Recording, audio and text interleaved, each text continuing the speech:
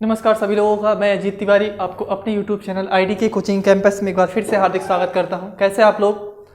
उम्मीद है अच्छे ही होंगे। हम लोग कैलेंडर पढ़ रहे थे। कैलेंडर का 4 पार्ट हो गया है, आज इसका 5वां पार्ट है। अभी तक जो हम लोगों ने देखा, इसके जस्ट पिछली क्लास की बात करें तो वहाँ पर हम लोगों ने रिपीटेड कैलेंडर की बात की थी। रिपीटेड कैलेंडर में एक जो आपका सवाल बनता है मंथ से बनता है, यानी सवाल हमसे पूछेगा कि कोई वर्ष होगा, बोलेगा कि इस वर्ष में कौन सा 2 महीना ऐसा है कि वे दोनों महीने सेम होंगे।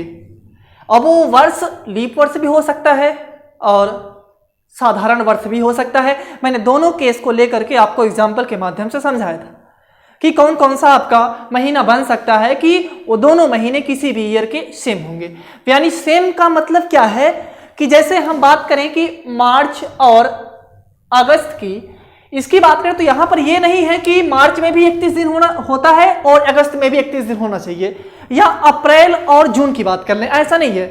अगर सेम मंथ की बात करें, इसका मतलब यह है कि किसी भी मंथ का जो पहला दिन होता है वही दूसरे मंथ का भी पहला दिन होना चाहिए। मेरा कहने का यह मतलब है। ओके, और इसके बाद हम लोगों ने सीखा कि कोई ईयर है, उसका अगर रिपीटेड ईयर पूछे तो उसको कैसे लगाएंगे। मैंने 2 एक एग्जांपल लिया था, आज फिर समझते हैं। इसके बाद जो आपका टेबल है, इंपॉर्टेंट टेबल, जिसमें आपको कुछ करने की आवश्यकता नहीं है, सिर्फ कुछ जोड़ना होता है और आपका आंसर बड़े आसानी से आता है। देखिए, ध्यान दीजिए। जैसे अगर मैं आपसे बात करूं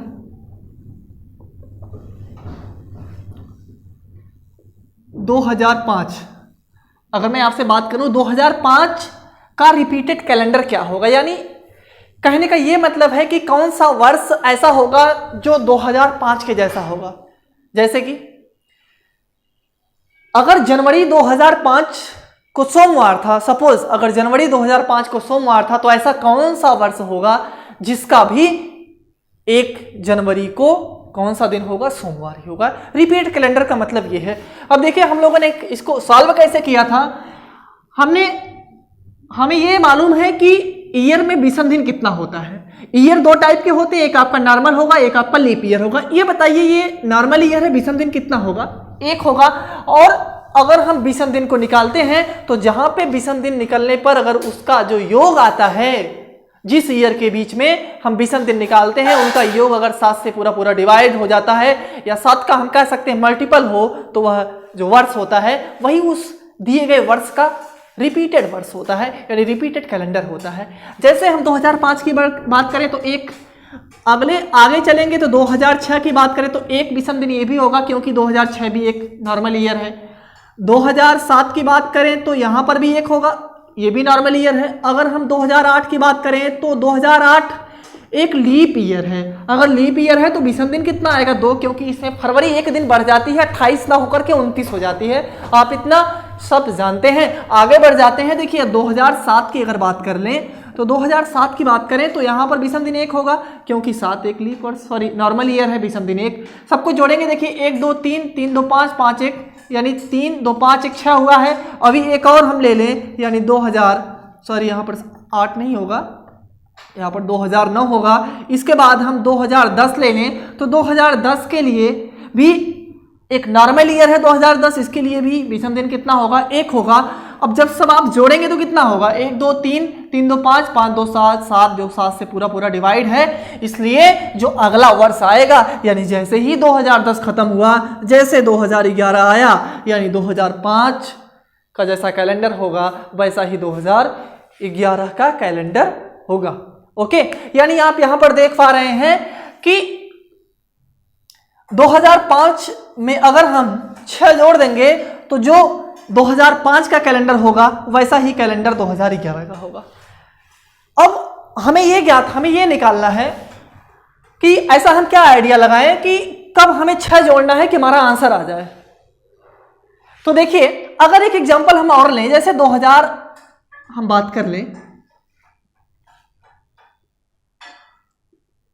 2015 की बात कर लें तो इसमें देखेंगे 2015 एक विषम दिन होता है। थोड़ा स्पीड में चलेंगे, 2016 की बात करें तो 2 होगा, 2017 की बात करें तो 1 होगा, 2018 की बात करें तो 1 होगा, 2019 की बात करें तो 1 होगा, 2020 की बात करें तो 2 होगा, सबको जोड़ने कितना हो रहा है, 2 1 3 4 5 6, 6 2 8 हो जा रहा है। फिर आगे बढ़ेंगे, 2021 की बात करें तो 1 होगा, 2022 की बात करें तो 1 होगा, 2023 की बात करें तो 1 होगा। अभी सबको जोड़िए, देखिए कितना हुआ, 2 1 3 4 5 6 2 8 9 10 11।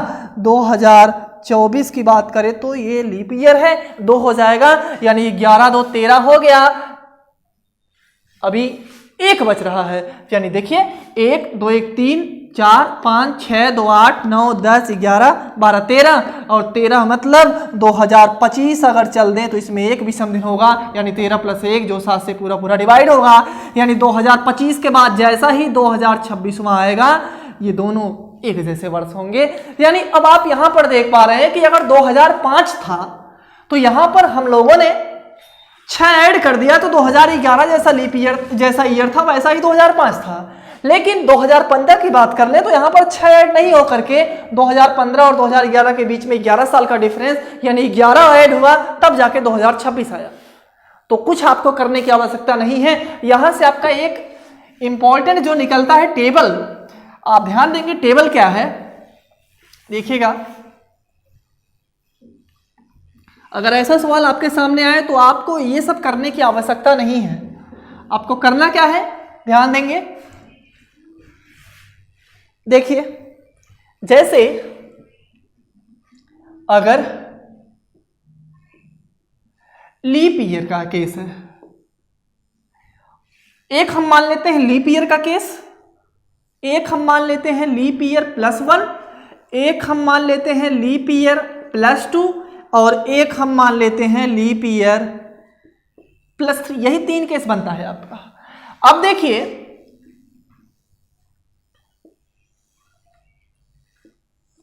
ध्यान दीजिए, देखिए लीप ईयर की बात करें तो लीप ईयर में हम क्या करते हैं, अगर कोई वर्ष लीप ईयर का होगा, जैसे मान लेते हैं 2020 है, लीप ईयर +1, हम कोई भी वर्ष लीप ईयर लें उससे एक ज्यादा जोड़ दें, यानी अगर हम 2016 लें तो क्या 2017 लिख सकते हैं, ओके। हम लीप ईयर +2, यानी इसके लिए क्या करेंगे, अगर हम मान लेते हैं 2008 लीप ईयर है तो 2010 ले सकते हैं, सॉरी 2010 ले सकते हैं। फिर लीप ईयर +3, अगर हम 2008 ले रहे हैं तो 2008 में 3 जोड़ देंगे, यानी 2011 होगा। यानी यहां पर 3-4 केस कुल मिलाकर बनेगा। एक तो लीप ईयर का केस बनेगा, कोई भी सवाल लीप ईयर का होगा उसका रिपीटेड कैलेंडर पूछेगा। एक जो पूछेगा वो लीप ईयर में एक जोड़कर पूछेगा, यानी जैसे लीप ईयर जो होगा उसमें एक बढ़ा करके जो पूछा जाएगा, जैसे 2004 के बाद 2005 आएगा, 2005 का रिपीटेड कैलेंडर पूछ सकता है, 2008 के बाद 2009 का रिपीटेड कैलेंडर पूछ सकता है, 2016 यानी उसके बाद वाला 17 का पूछ सकता है, 2020 यानी उसके बाद वाला 21 का पूछ सकता है। यानी जो लीप ईयर होगा उससे एक प्लस होगा, उसका रिपीटेड कैलेंडर अगर पूछे तो क्या करेंगे। और एक आपका होगा लीप ईयर +2, लीप ईयर +2 मतलब अगर 2000 का होगा तो 2000 + 2, अगर 2004 का होगा तो 2004 + 2 यानी 2006 का पूछे, 2008 है तो 2010 का पूछे, क्योंकि 2008 एक लीप ईयर है, +2 जोड़ रहे हैं तो 2010 आ रहा है, 2020 है तो 2020 + 2 2022 का पूछ सकता है। यानी इस तरीके से सवाल हमारे एग्जाम में पूछ सकता है। तो इसको हम कैसे लगाएंगे, क्या आप उस तरीके का यूज करेंगे, सबको एक एक ऐसे लिखेंगे नंबरिंग करेंगे, नहीं ऐसा आपको नहीं करना है। अब बने रहिए, आपको पूरा अभी समझ में आ जाएगा कि आखिर में करना क्या है। देखिए लीप ईयर +3 का केस है तो क्या करेंगे, यानी जैसे 2016 एक लीप ईयर है, इसमें 3 जोड़ देंगे तो 2019 हो जा रहा है, 2020 एक लीप ईयर है, 3 जोड़ देंगे तो 2023 हो जा रहा है, 2024 एक लीप ईयर है, 3 जोड़ देंगे तो 2027 हो जा रहा है। इसका रिपीटेड अगर कैलेंडर पूछे तो क्या करेंगे, देखिए आपको कुछ करने की आवश्यकता नहीं है। अगर लीप ईयर का केस होगा तो इसमें हम 28 जोड़ देंगे, ध्यान से। अगर लीप ईयर से एक ज्यादा का केस होगा तो इसमें आप 6 जोड़ दीजिएगा। अगर लीप ईयर +2 का केस होगा तो इसमें आप +11 जोड़ दीजिएगा। अगर लीप ईयर +3 का केस होगा तो इसमें आप +11 जोड़ दीजिएगा। इससे ज्यादा कुछ नहीं है। आपको एक अभी एक्सेप्शन है, अपवाद है, वो आप समझ जाइए, फिर ऐसा कोई भी सवाल इसमें नहीं है जो आपसे ना लगे। ओके, देखिए जैसे 2020 हमें पता है एक लीप ईयर है, इसका अगर रिपीटेड कैलेंडर पूछा जाए तो कुछ करने की आपको आवश्यकता नहीं है। क्या करना है आपको, प्लस 28 जोड़ देंगे, प्लस 28 जोड़ देंगे, क्योंकि 2020 एक लीप ईयर है, तो इसका जो कैलेंडर आएगा वो 2048 आएगा। ओके, हम मान लेते हैं अगर 1996 का, अगला एग्जांपल 1996 का ले लेते हैं। तो 1996 में क्या करेंगे, 1996 एक लीप ईयर है।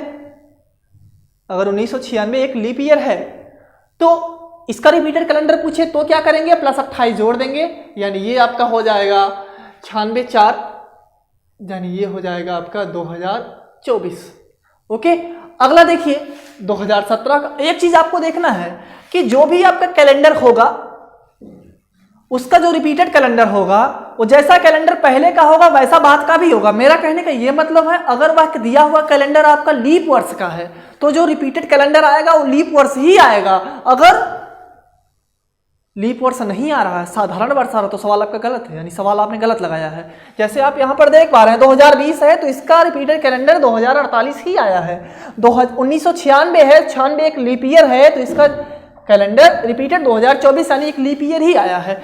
2017 की बात कर लें तो 2017 यानी 2016 इसके सबसे नजदीक वाला लीप ईयर है। 2016 में अगर हम एक जोड़ दे रहे हैं तो 2017 यानी लीप ईयर +1 वाला केस है। तो अगर लीप ईयर +1 वाला केस है तो इसमें क्या करेंगे आप, +6 ऐड कर देंगे, 6 जोड़ेंगे तो कितना हो जाएगा, 7 6 13 यानी 2023।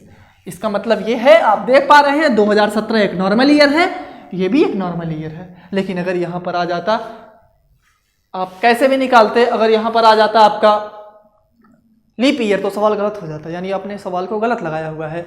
ऐसे ही अगले एग्जांपल की बात कर लें। अगर हम बात करें 1997, अगर हम 1997 की बात करें तो क्या करेंगे, देखिए 1997 की बात करें तो 1997 भी एक नॉर्मल ईयर है, और नॉर्मल ईयर जो है वो लीप ईयर से एक ज्यादा का है, यानी 1996 में एक जोड़ दिया गया है। तो भी आप यहां पर क्या करेंगे,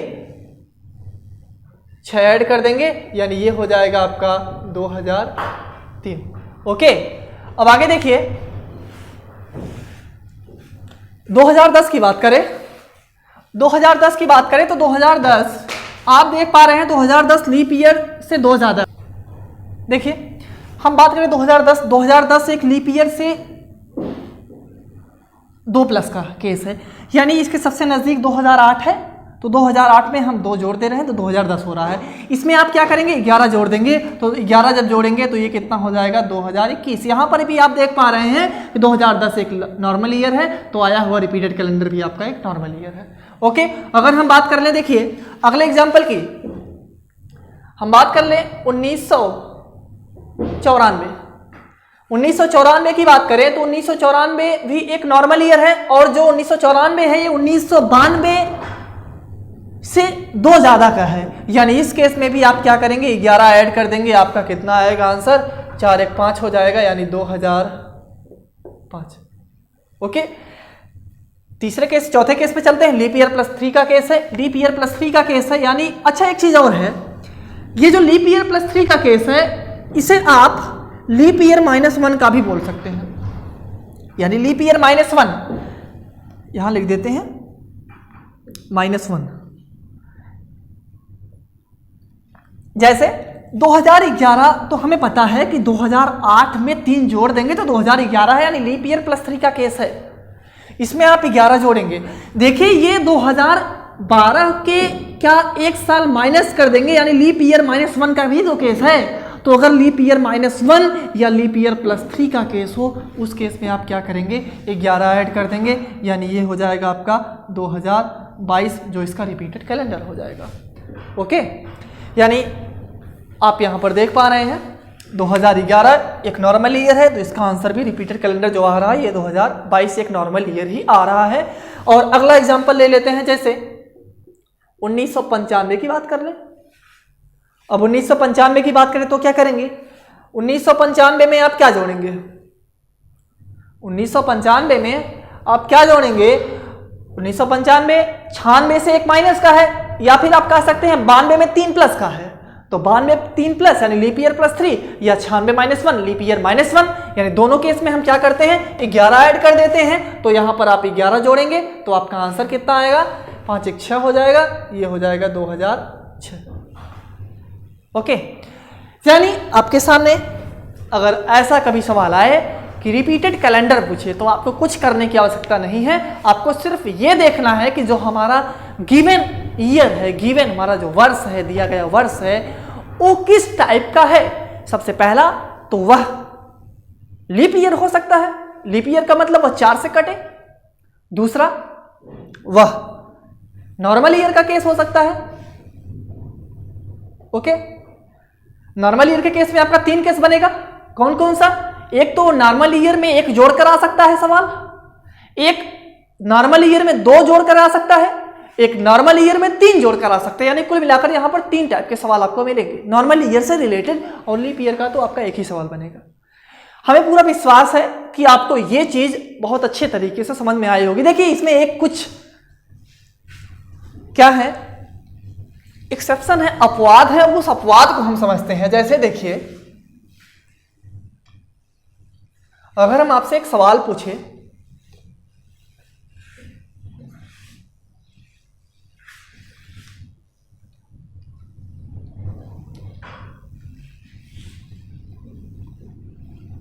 ध्यान दीजिएगा, देखिए आपसे एक सिंपल सा सवाल पूछा गया। मान लीजिए आपसे पूछा गया कि 1897 का रिपीटेड कैलेंडर बताइए। फटाफट आप लोग कमेंट बॉक्स में इसका आंसर दीजिए। 1897 का रिपीटेड कैलेंडर क्या होगा, यानी कौन सा ईयर 1897 के समान होगा। मेरा कहने का यही मतलब, अगर जनवरी 1897 का सोमवार है तो कौन से वर्ष का जो पहला दिन होगा उसका भी दिन कौन सा होगा, सोमवार होगा। फटाफट आप लोग इसका जवाब दीजिए। देखिए अगर हम इस 1897 की बात करें तो आप ये देख पा रहे हैं कि 1896 है वह एक लीप ईयर है। समझिएगा, अच्छा सवाल है। सवाल अक्सर ऐसे सवाल में लोग गलतियां कर देते हैं। 1896 एक लीप ईयर है, तो लीप ईयर में मैंने 1 जोड़ दिया तो ये आपका कौन सा केस बना, लीप ईयर +1 का केस बना। ओके, तो लोग करते क्या है, इसमें हम क्या ऐड कर देते हैं, 6 ऐड कर देते हैं। 6 ऐड कर देते हैं तो आपका आंसर बोलते हैं 6 ऐड करने से आंसर आ गया, सही ना। तो देखिए ये बताइए, आप इसमें 6 ऐड कर देंगे तो कितना हो जाएगा, तो ये आपका हो जाएगा 1903, यानी 97, 98, 99, 100, 1, 2, 3, 1903 आप बोलेंगे कि इसका आंसर होगा। लेकिन क्या 1903 इसका आंसर है? आपको यह ध्यान देना है, क्या 1903 क्या इसका आंसर है? नहीं, 1903 इसका आंसर नहीं है। यह बताइए 1903 कैसे हो सकता है। अगर हम आपसे एक सवाल पूछें कि एक छोटा सा आपको पहले पढ़ाया गया ये सब चीज, अगर हम बात करें, एक ऑप्शन ले लिया गया 1700, एक ऑप्शन ले लिया गया 1800, एक ऑप्शन ले लिया गया 1900 और एक ऑप्शन आपसे लिया गया 2000। ये 4 ऑप्शन हैं। आपसे पूछा जा रहा है आप कौन से ऑप्शन में लीप ईयर है, यानी कौन सा वर्ष लीप वर्ष है। मेरा कहने का ये मतलब है 4 ऑप्शन आपके सामने, 1700, 1800, 1900, 2000, कौन सा वर्ष ऐसा है जो लीप वर्ष है। तो लीप वर्ष के लिए बेसिक अगर इंफॉर्मेशन की बात करें जो आप जानते हैं वह है कि अगर कोई वर्ष 4 से डिवाइड है, यानी 4 से पूरा पूरा कट जा रहा है, रिमाइंडर कुछ भी नहीं आ रहा है, 0 आ रहा है, तो वह वर्ष क्या होगा, लीप वर्ष होगा। और 4 से कटने का आप रूल भी जानते हैं कि या तो उसके लास्ट का 2 अंक 0 हो और या तो लास्ट का जो 2 अंक है वह 4 से कटे पूरा पूरा। यही तो रूल है।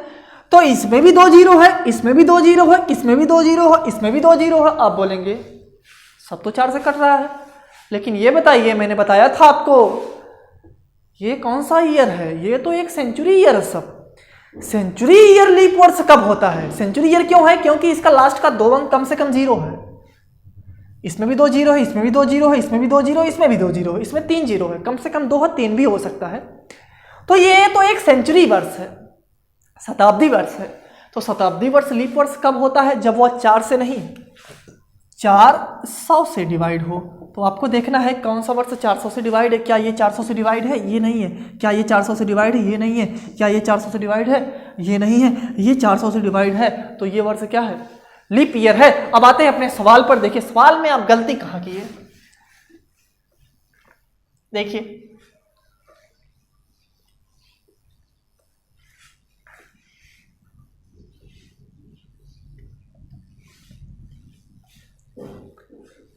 ध्यान दीजिए। देखिए सवाल क्या था? 1897 को अगर हम इसका इसका रिपीटेड ईयर, रिपीटेड कैलेंडर निकालें क्या होगा? तो हम बेसिक मेथड की यूज करते हैं। 1897 एक नॉर्मल ईयर है, विषम दिनों की संख्या कितनी होगी? 1 होगी। ओके, इससे 1 साल आगे बढ़ते हैं, 1898 की बात कर लें तो 1898 में भी लीप ईयर 1 होगा, क्योंकि ये भी एक नॉर्मल ईयर है। 98 तो 4 से कटेगा नहीं। 1899 की बात कर ले तो क्या करेंगे आप? 1 लिखेंगे। अब आ गया आपका 1900 को आपने क्या लिख लिया था? 2 लिख लिया था, और 1901 को आपने 1 लिख लिया था, यानी सबको जोड़ा था। तो 1902 भी आप 1 लिखे थे, सबको जोड़ा था तो 1 2 3 2 5 2 7 आपका 7 से डिवाइड था। बोले आप कि जो अगला वर्ष आता 1903, यही इसका रिपीटेड कैलेंडर हो जाता। लेकिन ये बताइए यहाँ पर तो जो 1900 है इसको तो आपने 2 कंसीडर कर लिया है, यानी इसको तो आपने क्या मान लिया? इसको तो आपने मान लिया लीप ईयर। क्या ये लीप ईयर है? लीप ईयर नहीं है। अगर लीप ईयर नहीं है तो क्या करेंगे? अगर लीप ईयर नहीं है तो इसे हम कितना कंसीडर करेंगे? 1 कंसीडर करेंगे। ओके, इसे हम कितना कंसीडर करेंगे? 1 कंसीडर करेंगे। अब आप ध्यान दीजिएगा, जब इसे 1 कंसीडर किया गया तो 1901 को भी 1 कंसीडर करेंगे, 1902 को भी 1 कंसीडर करेंगे, 1903 को भी 1 कंसीडर करेंगे। देखिए कितना हुआ? 1 2 3 4 5 6 7 हो गया। यानी अगला वर्ष कौन सा आ रहा है?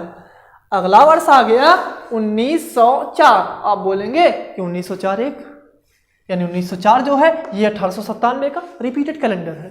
अब यही बोलेंगे, ऑब्वियसली आप यही बोलेंगे। लेकिन क्या आप सही बोल रहे हैं?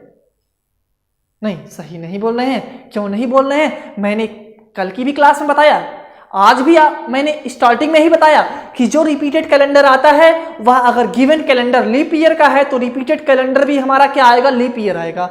अगर रिपीटेड गिवन कैलेंडर हमारा नॉर्मल ईयर का है तो रिपीटेड कैलेंडर भी नॉर्मल ईयर आएगा। आप यहां पर देख पा रहे हैं 1897 एक नॉर्मल ईयर है, लेकिन जो 1904 है ये तो नॉर्मल ईयर नहीं है। ये क्या है? ये तो एक लीप ईयर है, क्योंकि 04 जो है ये 4 से कट जा रहा है। तो क्या इसका जवाब 1904 होगा? 1904 भी नहीं होगा। आइए देखते हैं आगे क्या होता है। देखिए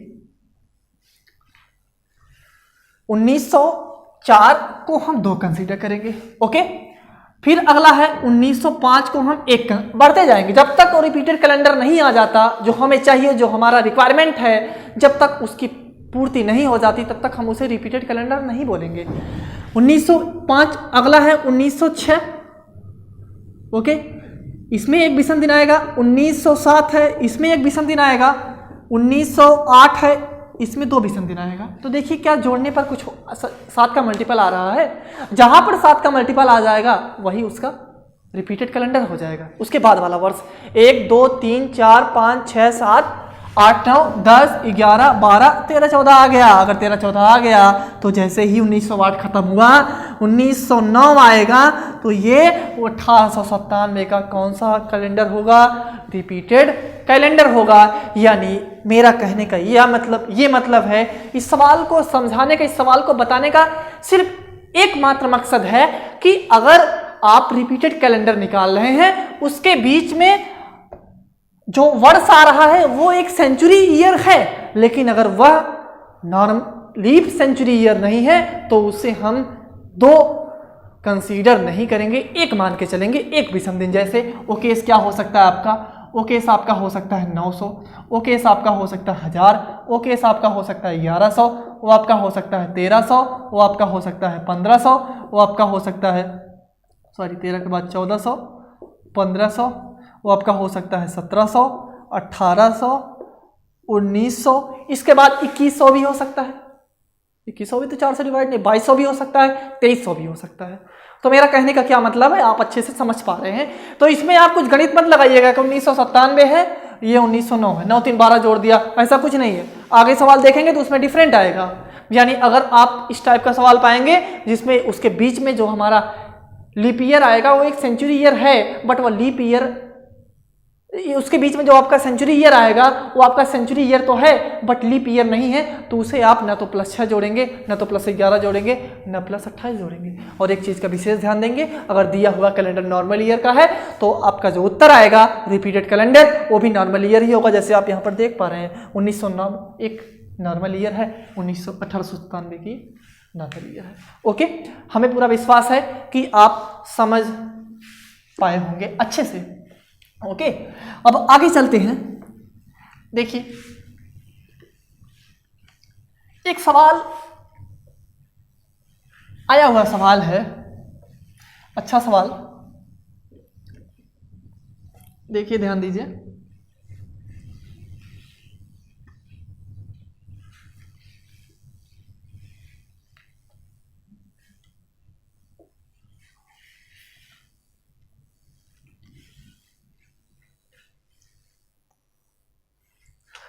आपसे एक सवाल पूछा जाए, अगर मैं आपसे एक सवाल पूछूं कि मान लीजिए कोई व्यक्ति है, कोई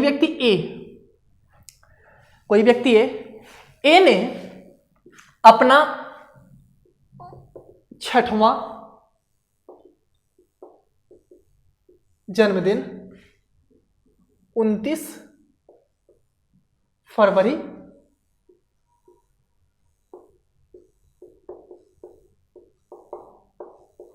2008 को मनाया, तो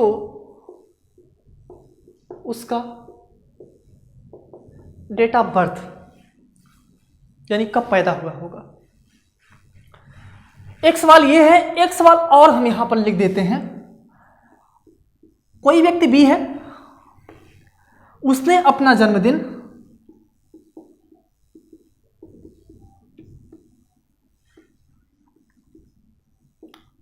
29 फरवरी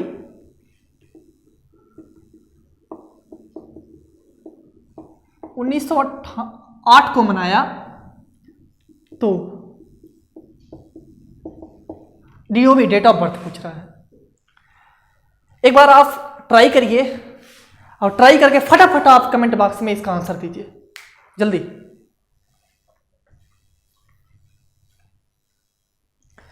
देखिए ध्यान दीजिए, हम 6वां जन्मदिन 29 फरवरी 2008 को मनाया, तो उसका डेट ऑफ बर्थ ये बताइए। 29 फरवरी यानी ये एक लीप ईयर होगा,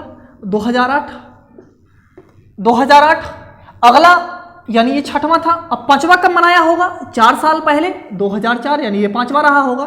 अगला कब मनाया होगा, 2000 में ये 4था रहा होगा। अगला कब मनाया होगा, ये मनाया होगा 1996 में, तीसरा रहा होगा। अगला कब मनाया होगा, ये 1992 में दूसरा रहा होगा। और अगला कब मनाया होगा, ये 1988 में पहला मनाया होगा। अब ये बताइए, ये पहला जब कोई आदमी पैदा होता तुरंत अपना जन्मदिन मना लेता है, ऐसा तो है नहीं। कोई व्यक्ति का जन्म हुआ, मान लीजिए किसी लड़के का जैसे ही जन्म हुआ तो उसका जन्मदिन तुरंत मनाने लगते हैं, ऐसा तो है नहीं। यानी इससे 1 साल पहले मतलब 4 साल पहले, क्योंकि ये लीप ईयर का केस है। यानी हम कह सकते हैं 1984 को उसका जन्मदिन रहा होगा। 1984 इसका आंसर। ओके, अब आगे देखिए, इस सवाल की बात करें तो अगर इस सवाल का हम आंसर देखें तो कब बनाया होगा, तो 1984 को, यानी कितने साल पहले, तो 2008 ये है, 2000 यानी 4 का है तो 24 साल पहले मनाया होगा। ओके, 4 से 24 कर देंगे, 24 साल पहले मनाया होगा 1984। ओके, अब इसका देखिए 29 फरवरी 1908 है, तो 1908 को 6वां मनाया। समझिएगा लॉजिक क्या है। 1904 को चौथा मनाया, 5वां मनाया। 1900 को क्या बोलेंगे आप? तीसरा मनाया, सॉरी चौथा मनाया। अरे कैसे 1900 आपको आप मान सकते हैं लीप ईयर? 29 फरवरी कैसे 29 दिन की हो सकती है? नहीं हो सकती, क्योंकि 1900 तो एक सेंचुरी ईयर है, लेकिन ये लीप सेंचुरी ईयर नहीं, नॉर्मल सेंचुरी ईयर, क्योंकि 400 से नहीं कट रहा है, इसलिए ये नहीं मनाएगा। अगला जो आपका मनेगा वो 1896 में बनेगा, यानी चौथा, ये 1892 में तीसरा, ये 1888 में दूसरा, और ये 1884 में पहला। अब ये बताइए, जैसे उसका जन्म हुआ तुरंत अपना तो मनाएगा नहीं, 1 साल बाद ही मनाएगा। 1 साल मतलब 4 साल का अंतराल होगा, क्योंकि 29 फरवरी 4 साल में ही आती है। यानी अगला आपका जो आएगा वो 1980 आएगा, 1880। तो उसका जन्मदिन 1880 को हुआ होगा, 1880 को उसका जन्म हुआ होगा। कितने वर्ष पहले हुआ होगा? ये देखिए 4 यहां पर, ये जो अंतर आया यहां पर 4 आया, यहां पर 4 आया, लेकिन इसके बीच में आ गया आपका 8 का अंतर, यानी 7 का डिफरेंस आ गया। तो 7 गुणे 4 बराबर 28, यानी 28 साल पहले अपना जन्मदिन 1980 को मनाया होगा। ओके, आप यहां पर देख पा रहे हैं कि अगर इस टाइप का सवाल अगर आपके सामने आएगा तो आप उसे इस तरीके से सॉल्व करेंगे। यानी अगर आपका कॉन्सेप्ट क्लियर है तो ऐसा कोई भी सवाल नहीं होगा जिसे आप आसानी से सॉल्व ना कर सके। ओके, हमें पूरा विश्वास है कि जितना भी आपको अभी तक कैलेंडर में पढ़ाया गया होगा आपको समझ में आया होगा। अगर अच्छा लगे तो प्लीज शेयर, लाइक करिए, कमेंट करिए, और कोई भी डाउट हो तो आप कमेंट करके बताइए कि सर ये नहीं समझ में आया, तो हम उसको और बेहतर तरीके से समझा सकेंगे। ओके, तो आज के लिए बस इतना ही, कल फिर मुलाकात होगी। Thank you.